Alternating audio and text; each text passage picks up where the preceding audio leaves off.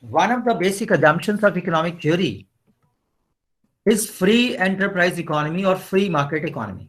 That means everything is decided by market forces of demand and supply. And this implies that we have the assumptions of perfect competition in the market. And when we assume that there is perfect competition, this implies that position of every market player is just like a drop in the ocean. Or we can say no participant is large enough to influence the market price.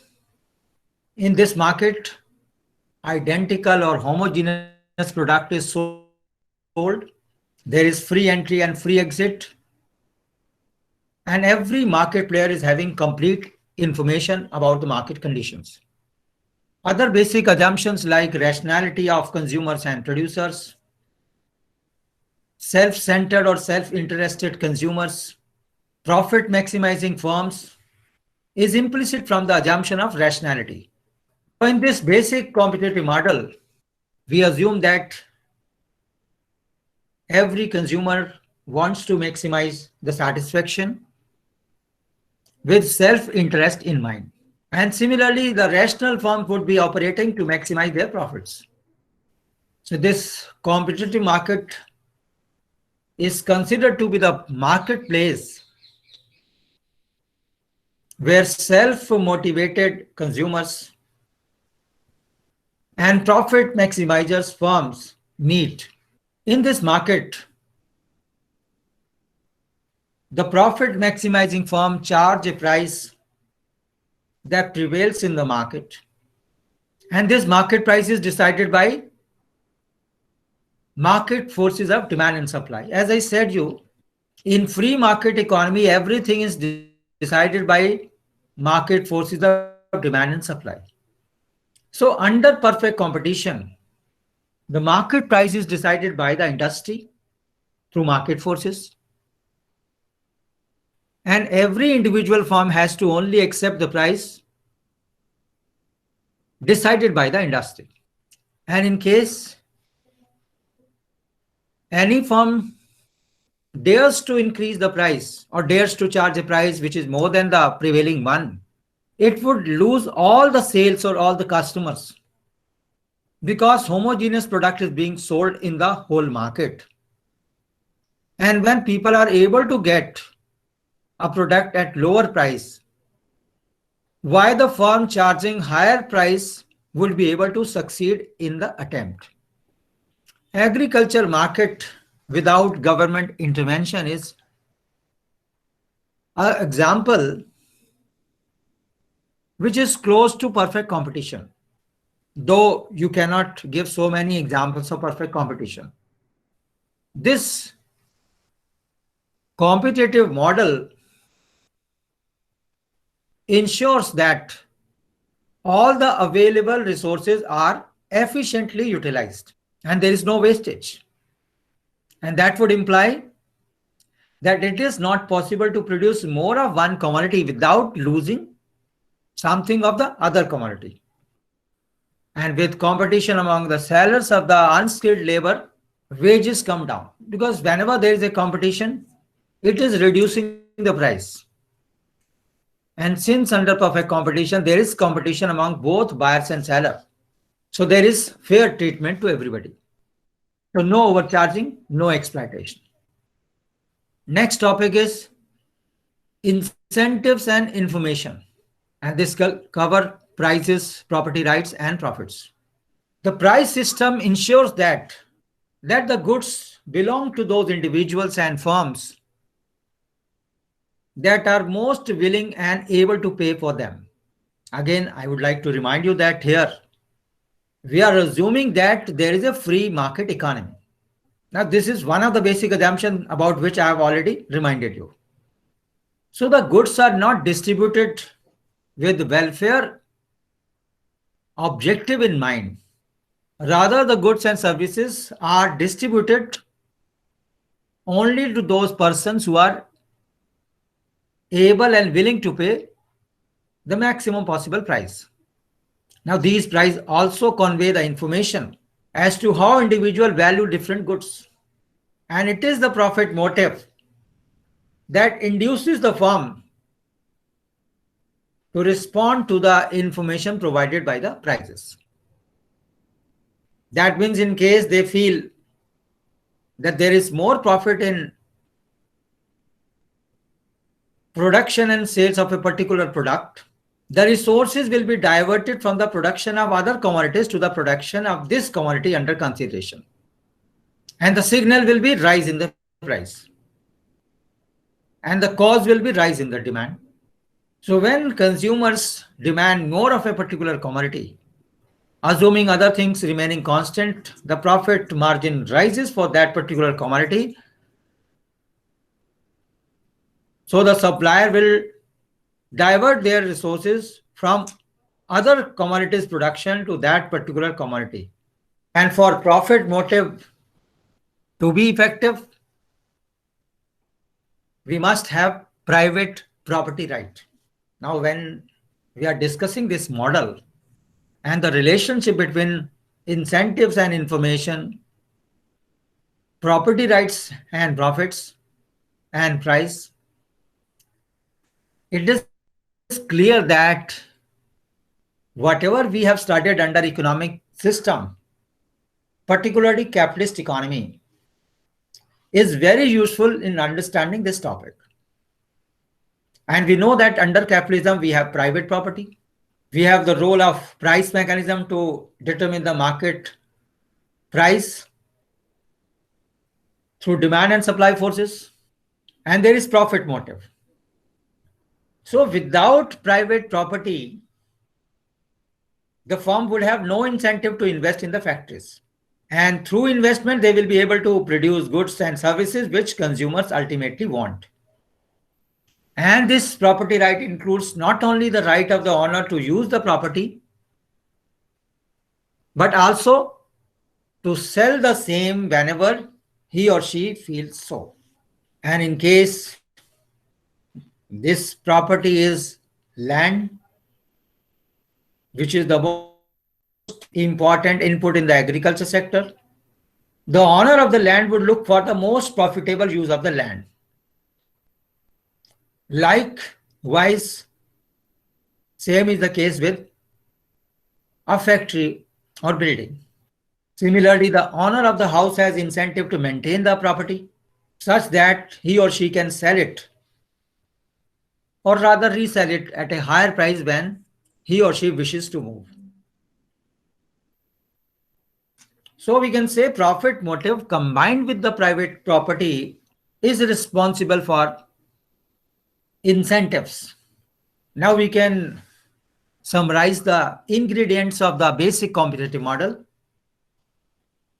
Here, rational consumers would be interested in their self-interest of maximization of satisfaction, while rational firm would be striving to maximize their profits. And in this market, every firm is a price taker. Subtopic: profit motive drives market system. Here we are very much using the concepts that we started in the introductory chapter in the beginning, where we started 5 concepts. There is a specific relationship between incentives and equality. And we know that these incentives are relevant in the capitalist economy. And in capitalist economy, there are inequalities. So we can say that these incentives come at the cost of inequalities. And since the performance of individuals differ due to their inherent capabilities and differences in luck, some persons may be more successful than the others. Some person may be more efficient than others, and accordingly, the incomes and the remuneration will vary. Greater is these incentives, greater is going to be the inequality. So there is a trade-off between incentive and equality. In case we want welfare economy or welfare in the economy, we will have to reduce the incentives, or we have to reduce the importance of incentives. Whenever society fails to define the ownership of the resources, that is property rights, that is the highest bidders doesn't get that property, it will result in inefficiencies. As a result, resources will be wasted and they will not be used in productive way. So whenever these property rights are neglected, there is going to be wastage of resources, like what we had in the case of case 1, where the property rights were not defined. Everyone tried to catch as many fish as they could. The resources wasted, as a result of which Canada and United States limited the amount of fish that their fishermen can take from the Grand Banks. Similarly, if suppose anything is available free of cost without any restriction for transfer, there is going to be wastage of resources. And this happened in California, where water rights were given to the farmers to purchase water at much lower rates than the price charged to others. If these water rights were transferable, farmers would have a strong incentive to sell them, and then they will switch away from water intensive crops such as rice to crops that need less water. So by selling the water rights, these farmers would be better off, because the benefit through sales would have exceeded the benefit they would have got by growing the crops. So there is a need for legal entitlement of property rights, because incentive, prices, profits, and property rights are interrelated, and these are central features of every economy. These property rights provide incentive not only to invest but also to save and put the assets in the best possible use. Next topic is rationing. The need for rationing arises whenever there is a shortage of any commodity. We can have different types of rationing. The first is rationing by queues. Here the goods are given to those people who are most willing to wait in line than those who are willing and able to pay the most. Many times it happened in India that the prices of potatoes or onions increased substantially. So the government started providing these expensive items at controlled rates through rationing by queues. But it is to be understood that general rationing by queues is inefficient way of distributing the resources, because it leads to wastage of time involved in remaining in queues. For example, if some individuals are allowed to pay for the doctor's services, instead of waiting in line, more doctors can be hired and their remunerations would have increased. So this is the reason why sometimes both the systems are used simultaneously, that is dual pricing, where those people who are able to wait in queues, they are made to pay lower prices, while others pay premium price for the same product or service. Another way of rationing is lotteries. Through lotteries, we allocate the goods on random basis.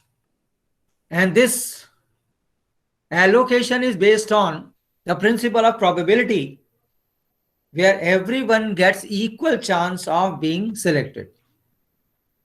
Some schools also use this rationing by lotteries when there are very less number of seats in comparison to the number of applicants.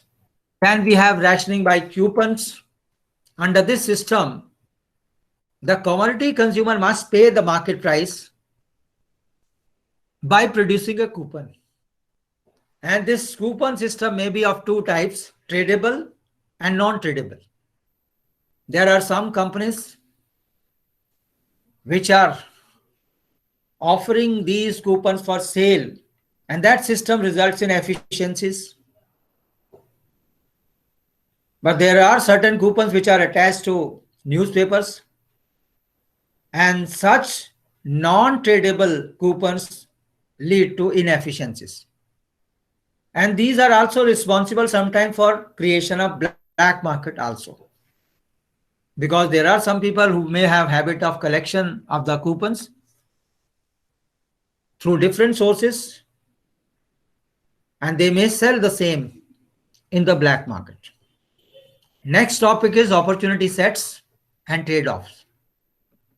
Whenever we make a choice, or we have to make a choice, that means there are trade-offs. Because when we make a choice, it means the resources are limited or scarce. Budget constraint and time constraint are common examples of describing the opportunity sets. So when constraints are imposed by time, these are called as time constraints. These opportunity sets will be called as time constraint. And when constraints are imposed by money, such opportunity set will be called as budget constraint. Figure 2.4 shows the budget constraint for pen drives and CDs. Here x-axis will show the maximum number of pen drives that can be purchased when only pen drives are purchased. And similarly, intercept on the y-axis shows the maximum number of CDs that can be purchased when there is no purchase of pen drives at all. Suppose a consumer Abhijit has to spend 1200 rupees, and you are given that the CDs available at rupee 100 each. So Abhijit can purchase at the most 12 CDs. That is going to be intercept on the y-axis.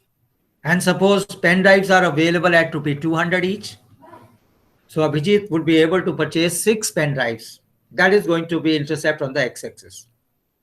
So when we join these two intercept, we get budget constraint or budget line. We call it budget constraint. That shows the limit beyond which the consumer cannot go with a given prices of the two commodities and income.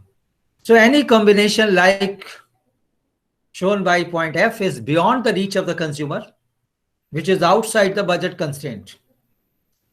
And any combination that lies within the interior boundary of the budget constraint AB, say described by point D, it is very much within the reach of the consumer, but that will indicate some savings. That means not spending the entire amount of income by the consumer. Similarly, we can show the time constraint also. Where 24 hours are available to the consumer. These 24 hours are spent by the consumer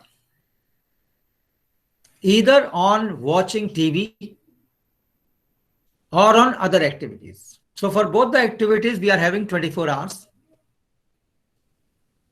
So the budget constraint in this case is renamed as time constraint,